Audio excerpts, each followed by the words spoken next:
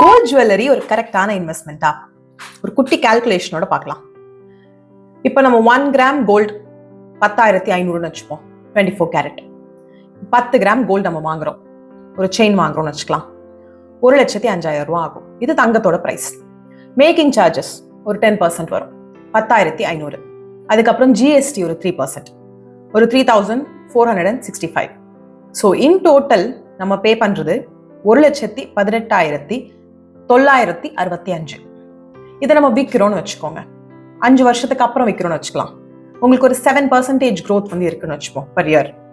அப்போ 10 gram pure கோல்டோட value 5 இயர்ஸ்க்கு அப்புறம் 1,47,268 இருக்கும். நீங்க விற்கிறப்போ மேக்கிங் சார்ஜஸோ ஜிஎஸ்டியோ அங்க வந்து கிடையாது. தங்கத்தோட விலை என்னவோ அது அப்படியே தான் வந்து வாங்குறவங்க கொடுப்பாங்க.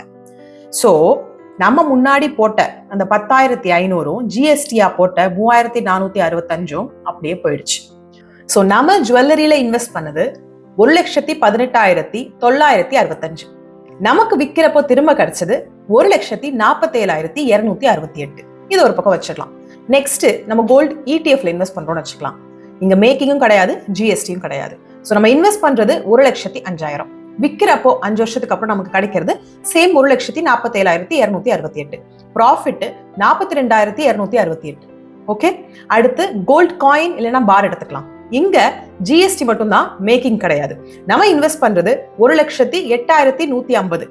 5 வருஷத்துக்கு அப்புறம் விற்கிறோம், கிடைக்கிறது சேம் அமௌண்ட் 1,47,268. ப்ராஃபிட் 39,118. ஜுவல்லரியை விட கண்டிப்பா ஜாஸ்தி.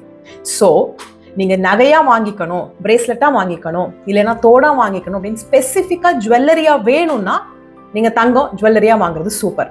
ஆனா தங்கத்து மேல நீங்க இன்வெஸ்ட் பண்ணணும் அப்படின்னு பிளான் பண்றீங்கன்னா நீங்க ஜுவல்லரிக்கு போறதுக்கு பதிலா பார்ஸ் இல்லைன்னா காயின்ஸ் இல்லைன்னா கோல்டு இடிஎஃப் போறது பெட்டர்.